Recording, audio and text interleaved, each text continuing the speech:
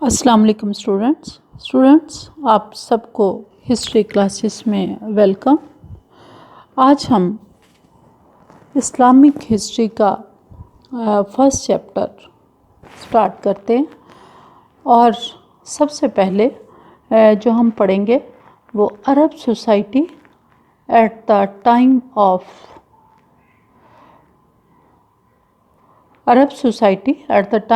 the birth of Holy Prophet Muhammad صلی اللہ علیہ وآلہ وسلم۔ عرب کی سوسائٹی حضرت محمد کی پیدائش کے وقت کیسی تھی اور کس صورتحال میں تھی، اس چیپٹر میں بیسیکلی ہم اس کو عرب کو سمجھنے کی کوشش کریں گے۔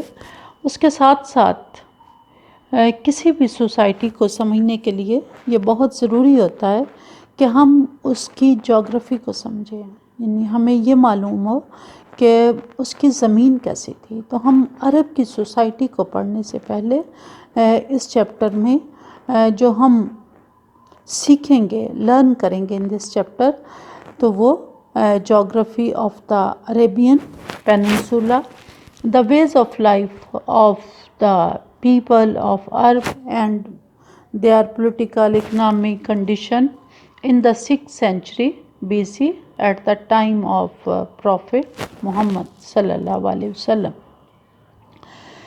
تو اس چیپٹر میں جیسے کہ آپ کو معلوم ہوا کہ ہم جغرافی عرب کی سوسائٹی جو حضرت محمد صلی اللہ علیہ وسلم کی پیدائش کے وقت جس سچویشن میں تھی، یعنی ان کے سیاسی حالات کیسے تھے، ان کی اکنامک کنڈیشن کیسی تھی، ان کے ہاں کون سے مذاہب جو تھے وہ ریلیجن سروائیو کر رہے تھے، اور لوگوں کی سوشل کنڈیشن یعنی ان کا living style, living standard of life, ان کی ہیبٹس، ان کے ورچوز، ان سب کے بارے میں ہم اس چیپٹر میں جانیں گے۔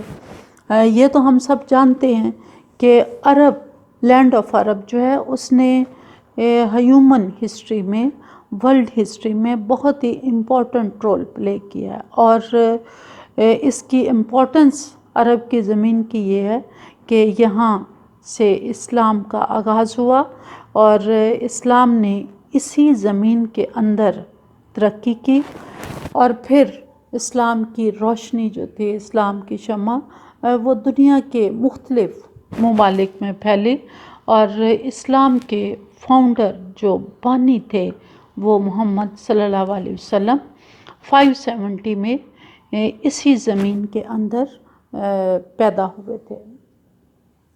تو عرب کی اگر ہم ساری امپورٹنس دیکھیں تو اس کی وجہ اسلام ہے۔ اگر عرب کی سرزمین سے اسلام کی شمع روشن نہ ہوتی تو شاید عرب کی زمین دنیا کے بے شمار ممالک کی طرح ہوتی، لیکن چونکہ یہاں ایک ایسے مذہب نے فروغ پایا جو کہ باقی دنیا میں بھی پھیلا، اور اس کے اثرات جو ہیں وہ نہ صرف اس وقت بلکہ آج بھی بہت ہی وسیع و عریض ہیں۔ ہم بیسیکلی یہ اس وقت کی ہسٹری پڑھیں گے جب 570 میں آپ کی پیدائش ہوئی۔ عرب زمین تو ویسے تو ہزاروں سالوں سے موجود تھی، اور اس میں ہم عرب کو ایسے عربین پیننسولا کے نام سے ہی اس چیپٹر میں بار بار آپ ایک لفظ پیننسولا پڑھیں گے، تو ہم پیننسولا کی یہیں پہ وضاحت کر دیتے ہیں۔ عربین پیننسولا سے مراد جزیرۃ العرب۔ پیننسولا بیسیکلی ایسی زمین کو کہا جاتا ہے جو کہ جس کے چاروں طرف پانی نہیں ہوتا، یعنی وہ مکمل جزیرہ نہیں ہوتی بلکہ جزیرہ نما ہوتی ہے، اس کے 3 یا 2 طرف میں پانی ہوتا ہے، اور 1 یا 2 طرف جو ہے وہ خشکی ہوتی ہے، خشک زمین ہوتی ہے۔ تو ایسی سرزمین جو ہے اس کو پیننسولا کہا جاتا ہے۔ تو چونکہ عرب کے 3 طرف پانی تھا، 1 طرف زمین تھی، اس وجہ سے عرب کو پیننسولا یعنی جزیرہ نما کہا جاتا ہے۔ عرب ویسے اس کو جزیرۃ العرب کہتے ہیں۔ اب سب سے پہلے ہم یہ دیکھیں گے کہ عرب نام کی ریزن کیا ہے، کہ سرزمین عرب کا نام جو ہے وہ عرب کیوں رکھا گیا۔ عرب اس کو جزیرۃ العرب کہتے تھے، اور جو عربیہ کی ٹرم ہے، اصطلاح ہے، اس کی بہت ساری ریزنز ہیں، جن میں سے دو بہت ہی امپورٹنٹ ریزن کنسیڈر کی جاتی ہیں۔ ایک تو اس کو عرب کہنے کی جو سب سے بڑی وجہ بیان کی جاتی ہے وہ یہ کہ the word عرب اور عربہ is probably derived from a Semitic root related to nomadicism. In the Arabic language, the word Arab is derived from Arab, means those who speak clearly. یعنی عرب کا لفظ جو تھا وہ عرب سے نکلا تھا، اور عرب کا مطلب ہوتا ہے وہ لوگ جو صاف بول سکتے ہیں۔ اب صاف بولنے سے مراد یہ نہیں ہے کہ وہ کوئی باقی لوگ صاف نہیں بولتے، بلکہ عرب کی زبان بہت ہی فصیح و بلیغ تھی، جس کی وجہ سے یہ لوگ جو کہ اس زمین میں آباد تھے اپنے آپ کو عرب کہنے لگے، اپنی لینگویج کی بیس پر۔ یعنی عرب نام جو ہے وہ عربی زبان کی وجہ سے پڑا، ان کی زبان چونکہ بہت وسیع تھی، بڑی تھی، اس وجہ سے وہ اپنے آپ کو عرب کہنے لگے، اور باقی دنیا کو وہ عجم کہتے تھے۔ پھر اس میں ایک اور بھی پاپولر اکاؤنٹ ہے کہ عرب کا لفظ جو ہے وہ عربہ سے نکلا ہے، اور عربہ کا میننگ ہوتا ہے ڈیزرٹ اور بیرن لینڈ۔ چونکہ عرب کی جو ٹاپوگرافی کو اگر ہم دیکھیں، عرب کی زمین کو دیکھیں، تو عرب کی ساری زمین جو ہے وہ ڈیزرٹ اور پر مشتمل ہے، اور بنجر ہے، ویران ہے، یعنی پوری زمین دشت و صحرا پر مشتمل ہے۔ اس وجہ سے بھی اس کو عرب کہا جاتا ہے، یعنی عرب جو ہے وہ عربہ سے نکلا۔ اب عرب نام کی دو ریزن ہمارے سامنے آئیں، ایک تو یہ کہ عرب اپنی زبان کی وجہ سے اپنے آپ کو عرب کہتے تھے، اور دوسری وجہ یہ کہ چونکہ عرب کی پوری زمین دشت و صحرا پر مشتمل تھی، لہٰذا اسی کی وجہ سے اس کو عربہ کہا جانے لگا، اور پھر عربہ سے وہ عرب کے نام سے مشہور ہو گئی۔ ہم سب سے پہلے اب نام کے بعد عرب کی لوکیشن دیکھتے ہیں۔ جو چیز کسی بھی زمین کے لیے امپورٹنٹ ہوتی ہے وہ یہ ہوتا ہے کہ وہ دنیا میں کس جگہ پر واقع ہے، اور اس کی لوکیشن بھی اس کو بہت ہی امپورٹنٹ بناتی ہے۔ تو عرب جو ہے یہ ایسی زمین ہے جو ایک طرح سے سینٹر میں واقع ہے، اور ویسے تو یہ سب کانٹیننٹ ایشیا میں ہے، لیکن اگر دیکھا جائے تو یہ ایشیا کے ایسی جگہ پر ہے جہاں سے یورپ اور افریقہ دوسرے دو کانٹیننٹ بھی شروع ہوتے ہیں۔ اس وجہ سے کہا جاتا ہے کہ عرب کی سرزمین جو ہے وہ 3 بر اعظموں کے جائے اتصال پر واقع ہے، کہ ایسی جگہ پر واقع ہے جہاں سے بر اعظم یورپ بھی شروع ہو رہا ہے، بر اعظم افریقہ بھی، اور بر اعظم ایشیا بھی۔ تو یوں اس کی لوکیشن جو ہے عرب کی اسے بہت ہی امپورٹنٹ بناتی ہے۔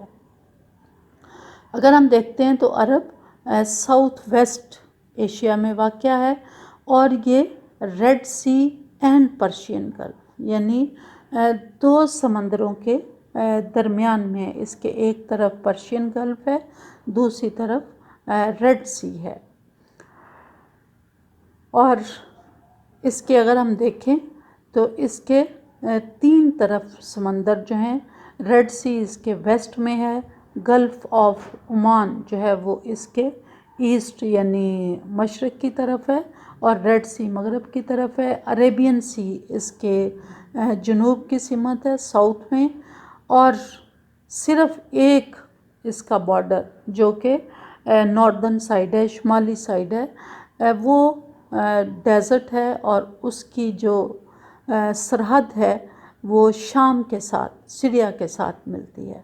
تو یوں 3 اطراف اس کے سمندر ہے، اور صرف ایک طرف خشکی کا ایک ٹکڑا ہے جو اسے شام کے ساتھ ملحق کرتا ہے۔ اور عرب کی زمین افریقہ، ایشیا اور یورپ کے درمیان ایک بہت بڑا برج جو ہے وہ بناتی ہے۔ یوں اپنی لوکیشن کی وجہ سے یہ پیننسولا، یہ جزیرہ نما زمین جو تھی وہ بہت ہی اہمیت کی حامل ہوئی، اور اسی سرزمین سے ایک نیا مذہب جو تھا وہ شروع ہوا اسلام کے نام سے، جو پھر پوری دنیا میں پھیل گیا۔ اگر آج کے ماڈرن دور میں اس زمین کی، جس کو ہم عریبین پیننسولا کہتے ہیں یا سرزمین عرب کہتے ہیں، تو اس کی اگر ڈویژن کی جائے تو آج کے اس وقت موجودہ ماڈرن ایج میں اس زمین میں 7 کنٹریز جو ہیں وہ پائے جاتے ہیں: سعودی عربیہ، یمن، عمان، قطر، یونائٹڈ عرب امارات، بحرین اور کویت، اور سعودی عرب ان میں سب سے بڑا ملک جو ہے وہ جانا جاتا ہے۔ یہ اس کی آج کی تقسیم ہے، لیکن جس وقت اسلام کا ظہور ہوا اس وقت اس پورے عرب کو عرب ہی کہا جاتا تھا۔ آج یہ کئی ملکوں میں تقسیم ہوا۔ اگر ہم اس کی جغرافیکل ڈویژن دیکھتے ہیں تو جیسا کہ ہم نے جانا کہ آج کل یہ 7 کنٹریز میں ڈیوائیڈڈ ہے، لیکن اگر ہم اس کو جغرافیکلی اس وقت کے عرب کو تقسیم کریں تو ہمیں 4 بڑی ڈویژنز جو ہیں وہ عرب کی نظر آتی ہیں، یعنی جغرافی لحاظ سے وہ 4 مختلف حصوں میں تقسیم تھا، جس میں حجاز، نجد، یمن، حضرموت، یہ وہ 4 بڑے علاقے تھے جو کہ اس عرب کو تقسیم کرتے تھے۔ حجاز وہ صوبہ تھا جس میں مکہ، مدینہ اور طائف واقع تھے، بلکہ اس وقت مدینہ کا نام یثرب تھا۔ یہ 3 بڑے شہر جو ہیں وہ حجاز میں واقع تھے۔ نجد ایک بہت بڑا پلیٹو تھا اور تھوڑا سا بلند پہاڑی علاقہ تھا جو کہ سرسبز و شاداب تھا۔ یمن اپنی زرخیزی کی وجہ سے بہت ہی اہم علاقہ تھا، اور پھر حضرموت کا علاقہ جو تھا۔ یہ 4 ریجن جو ہیں یہ اس وقت کے جغرافیکلی پورے عرب کے انتہائی اہمیت کے حامل علاقے تھے۔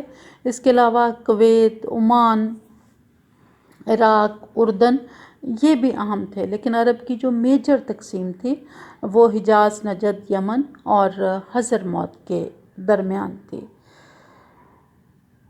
حجاز کی جو امپورٹنس تھی وہ مکہ اور مدینہ کی وجہ سے تھی، چونکہ مکہ میں خانہ کعبہ جو ہے وہ جب سے حضرت ابراہیم نے اپنے بیٹے حضرت اسماعیل علیہ السلام کے ساتھ مل کر اسے تعمیر کیا تھا، تو اس وقت سے مکہ پورے عرب کا مرکز بن چکا تھا۔ لوگ حج کے لیے اس کی تعمیر کے وقت سے آج تک خانہ کعبہ کا حج جو ہے وہ جاری ہے، تو حج کے لیے پورے عرب سے لوگ آتے تھے۔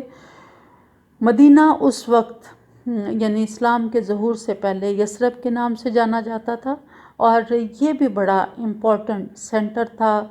یہاں کی زمین زرخیز تھی، اور یہاں پر یہودی جو تھے وہ بھی آباد تھے باقی لوگوں کے ساتھ ساتھ، اور اوس اور خزرج 2 مقامی قبیلے تھے، اور مکہ میں قریش یعنی حضرت اسماعیل کی اولاد جو تھی وہ آباد تھی، اور طائف جو تھا وہ ایک ہل سٹیشن کے طور پر حجاز کا بڑا ہی مشہور شہر تھا۔ طائف کا کلائمیٹ باقی تمام عرب سے بہت بہتر تھا، اور سمر میں لوگ جو تھے گرمیاں گزارنے کے لیے وہ اکثر عمرہ طائف آیا کرتے تھے۔ اس کے علاوہ تبوک اور تہامہ جو تھے وہ بھی بڑے حجاز کے امپورٹنٹ شہر تھے۔ یمن زمانہ قدیم سے ایک تہذیب یافتہ خطہ زمین تھا، اور یہاں کے لوگ بہت ہی سویلائز تھے۔ یہاں پر 2 حضرت نوح کے طوفان کے بعد ان کے بیٹے سام جو تھے وہ آباد ہوئے، تو سام کی نسل جو ہے وہ یمن میں آباد تھی۔ یہاں سبا اور حمیر کی بڑی عظیم و شان قومیں تھیں جنہوں نے بڑی بڑی حکومتیں بنائیں، اور ایک ترقی یافتہ اور تہذیب کے حامل لوگوں کا مسکن جو تھا وہ یمن سمجھا جاتا تھا۔ نجد اپنی بلندی کی وجہ سے اور اپنی ایک خاص قسم کی گھاس کی وجہ سے بہت ہی مشہور جانا جاتا تھا۔ اگر ہم اس کی جغرافیکل ڈویژن کے بعد عرب کی لینڈ کو جب دیکھتے ہیں، پورے عربین پیننسولا پر ایک نگاہ دوڑاتے ہیں، تو ہمیں عرب میں جو چیز نمایاں نظر آتی ہے، سب سے پرومیننٹ عرب کے ٹوپوگرافی میں، اس کے فزیکل فیچر میں، وہ ڈیزرٹ ہے۔ پورا عرب جو ہے وہ ایک بہت بڑے ڈیزرٹ پر مشتمل ہے، اور یہ ڈیزرٹ 3 حصوں میں تقسیم تھا: النفوس، الدہنا اور ربیع الخال۔ اور اس میں ربیع الخال کو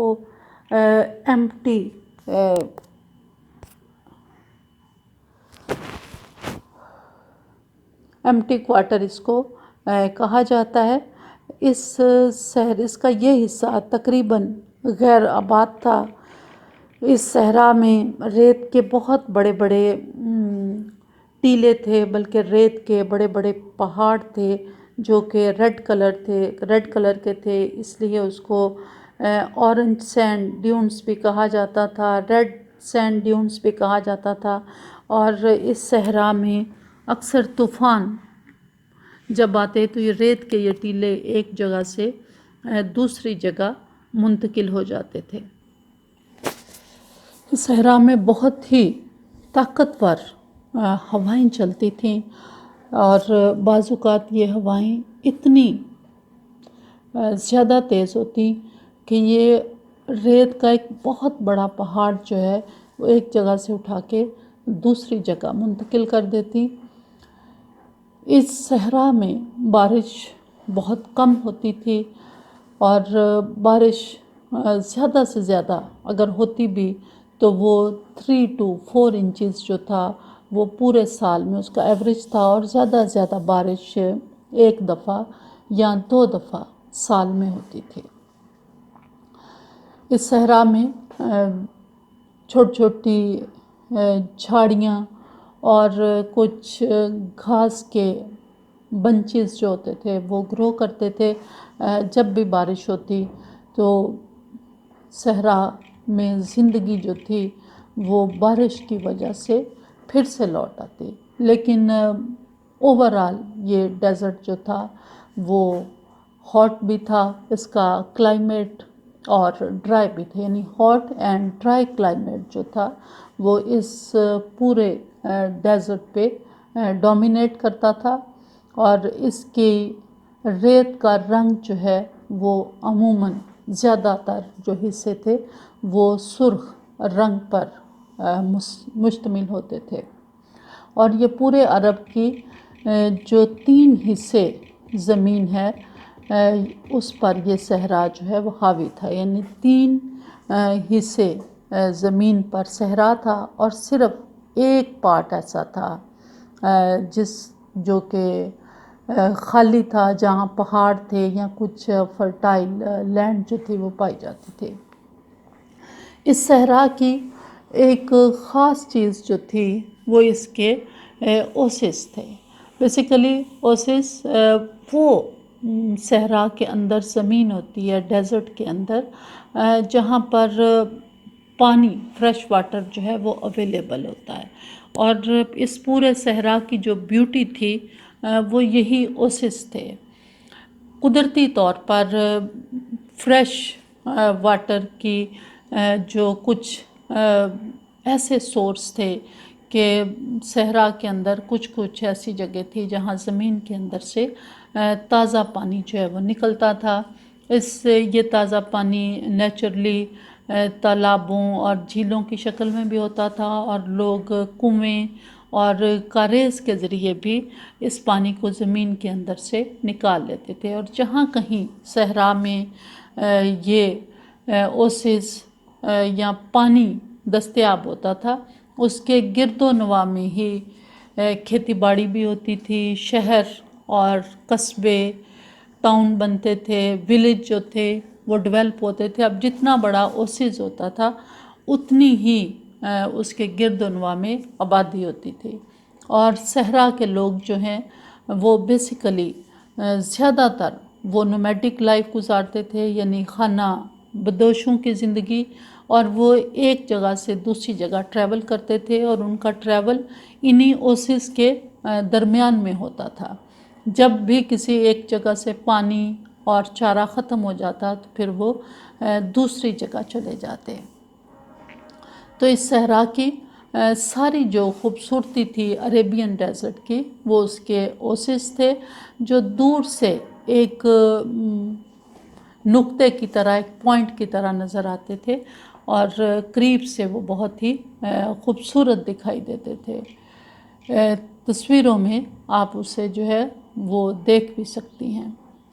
عرب میں جہاں ڈیزرٹ جو تھا وہ اس کی پوری ٹوپوگرافی پہ ڈومینیٹ تھا، وہاں عرب میں ایک ماؤنٹینز کا بھی سلسلہ جو تھا وہ پایا جاتا تھا، اور عرب کا جو سب سے بڑا پہاڑ تھا اسے سراوت جو ہے وہ کہا جاتا ہے، اور یہ جو ہے یہ پورے عرب کے درمیان گھومتا تھا، اور اس آگے جا کر یہ جارڈن کے ساتھ مل جاتا تھا۔ اس میں یمن کا جو پورا ریجن تھا اس کو اس پہاڑ نے گھیر رکھا تھا۔ اس کے علاوہ حجاز میں بھی یہ پہاڑی سلسلہ جو ہے وہ بہت ہی ڈومینیٹ تھا، اور حجاز کے جو پہاڑ تھے انہی پہاڑوں میں سے ایک پہاڑ کے اندر غار حرا تھی، جس میں نبی کریم صلی اللہ علیہ وسلم نے اپنی زندگی کے 5 سال گزارے تھے، اور جہاں ان پر وحی نازل ہوئی تھی۔ یہ پہاڑی سلسلہ بھی صحرا کی طرح پورے عرب کے گرد و نواح میں گھومتا ہوا آگے بڑھ جاتا ہے۔ اس کی جو سب سے کم بلندی والی پیکس یا چوٹیاں تھیں وہ تقریباً 3000 میٹر جو تھیں وہ اونچی تھیں۔ ایوریج جو اس کی ہائٹ تھی اس پورے پہاڑ کی وہ 1000 سے 12000 فٹ کے درمیان تھی۔ یہاں پر بارش کی ایوریج جو تھی، رین فال وہ اچھی تھی، یعنی ایوریج رین فال جو تھی وہ میکسیمم 20 انچز تک ہر سال میں ہوتی تھی۔ پہاڑوں کے علاوہ کچھ چھوٹا پہاڑی علاقہ بھی تھا، ایک تو بگ ماؤنٹینز تھے، اور پلیٹیو وہ ایک ایسی سطح زمین ہوتی ہے جو زمین سے تھوڑی سی بلند ہوتی ہے۔ اس میں عموماً زمین کی سطح کٹی پھٹی ہوتی ہے، برابر نہیں ہوتی، اور بلندی بھی بہت زیادہ نہیں ہوتی۔ تو نجد کا جو ریجن تھا وہ ان پلیٹیو پر مشتمل تھا۔ اسی وجہ سے نجد کہا جاتا ہے۔ نجد کا مطلب ہوتا ہے ہائی لینڈ، یعنی اونچی زمین۔ عرب میں مختصر سے پلینس بھی پائے جاتے تھے، لیکن وہ بہت کم زمین جو تھی وہ ایک بڑے میدان پر مشتمل تھی، اور عریبین پیننسولا میں بریار رقبہ جو تھا وہ ایک چھوٹا سا میدان تھا۔ عرب کا جو بڑا میدان ہے بیسیکلی وہ کوسٹل پلین تھے۔ یہ کوسٹل پلین ان میدانوں کو کہا جاتا ہے جو کہ سمندر کے ساتھ ساتھ، یعنی ساحل سمندر کے پاس ہوتے ہیں۔ تو عرب میں جو ایک وسیع ڈیزرٹ تھا اور جس میں پانی بہت ہی کم تھا، وہاں پر کوسٹل پلین جو تھے وہ ریڈ سی، عریبین سی اور پرشین گلف کے گرد و نواح میں پائے جاتے تھے، جن کا موسم بھی بڑا کلائمیٹ بہت ہی پلیزنٹ تھا، اور یہاں پر بہت ساری جو آبی حیات ہے وہ بھی यहाँ मिलती थी, यहाँ पर अच्छी फार्मिंग भी होती थी। अगर हम अरब के क्लाइमेट को देखें तो अरब का क्लाइमेट जो है वो हॉट एंड ड्राई था, यानी ओवरऑल जो अरब क्लाइमेट है वो हॉट एंड ड्राई था। अरब में जहाँ कहीं फर्टाइल लैंड या छोटे छोटे ज़मीन के किताब पाए जाते थे, वहाँ पर एग्रीकल्चर भी पॉसिबल था। Basically Yemen, Yathrib, Taif, Khyber, ये वो इलाके थे जहाँ पर अच्छी ज़राअत जो थी वो मुमकिन थी। अरब की जो सबसे बड़ी प्रोडक्शन थी फ्रूट्स में वो तो डेट पाम्स थे, यानी खजूर अरब की सबसे बड़ी पैदावार थी। इसके अलावा अरब में कुछ और भी चीज़ें जो थीं वो ग्रो होती थी, लेकिन उनकी मिक़दार बहुत ही कम थी। अरब में जो मेजर एनिमल्स थे वो got, sheep, camel and horse थे। भेड़ और बकरी यानी गॉट और शीप जो थे ये दूध और गोश्त के काम आते थे। इनकी जो खाल थी उससे ऊन का काम लिया जाता था। और कैमल जो था ऊँट, इसको सहरा में सफ़र के लिए इस्तेमाल किया जाता, और घोड़ा सफ़र में भी काम आता था, और जंग के दिनों में भी घोड़े का इस्तेमाल किया जाता था।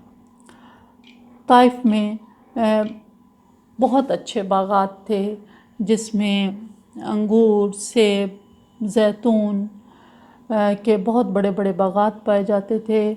और मदीना में गंदम, जौ, बाजरा यानी जो भी फसल थी इस टाइप की वो होती थी। लेकिन खजूर एक ऐसा फल था जो पूरे अरब में पाया जाता था। तो अरब की सरज़मीन जो है वो हमने देखा कि वो हर तरह से इम्पोर्टेंट थी, और इसकी ज़्यादातर लोग जो थे वो ट्रेड करते थे, और ट्रेड की वजह से वो दुनिया के मुख्तलिफ़ मुल्कों में जाते, यानी उनके ताल्लुकात इस्लाम से कबल भी बेशुमार ममालिक के साथ कायम थे। और वहाँ से भी लोग जो थे वो अरब आते थे, चूँकि अरब में चांदी और सोने के ज़खायर जो थे वो पाए जाते थे। तो इस तरह हमने अरब की ज़मीन के बारे में जाना। और अरब की ज़मीन में अगर हम उसको समराइज़ करें उसका, तो उसमें हमें जो चीज़ नज़र आती है कि अरब जो है वो 3 बर्रे आज़मों के बिल्कुल पास उनके एक दुनिया का सेंटर और मरकज़ है। इसमें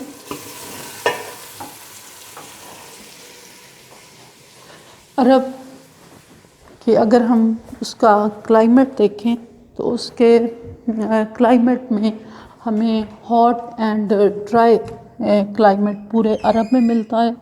अरब की जो पूरी लैंड है उसमें उसका डेज़र्ट जो है वो बहुत ही डोमिनेट करता है, कि पूरी ज़मीन जो है वो सहरा पर मुश्तमिल है, और इस सहरा के साथ साथ एक पहाड़ी सिलसिला भी है जिसको जबलुल सरावत कहा जाता है। और ये पहाड़ यमन में ज़्यादा बुलंद हैं, और ताइफ जो है वो एक अरब का हिल स्टेशन है। इसके अलावा अरब में 3 तरफ जो है वो उसके समंदर पाया जाता है, और एक तरफ जो है वो शाम का इलाका है शुमाल की तरफ। तो इस तरह अरब दुनिया के दरमियान में होने की वजह से एक बहुत ही अहम इलाका शुमार किया जाता था। स्टूडेंट्स, इसकी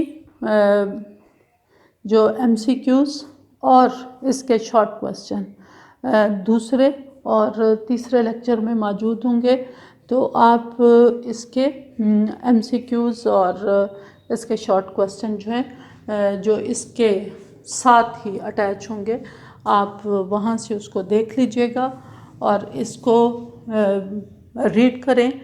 اور اگر کسی چیز کی سمجھ نہ آئے تو آپ کومنٹس کے ذریعے پوچھ لیں، یا آن لائن جب کلاس ہو تو اس میں پھر اس کو ڈسکس کر لیں۔ Thank you.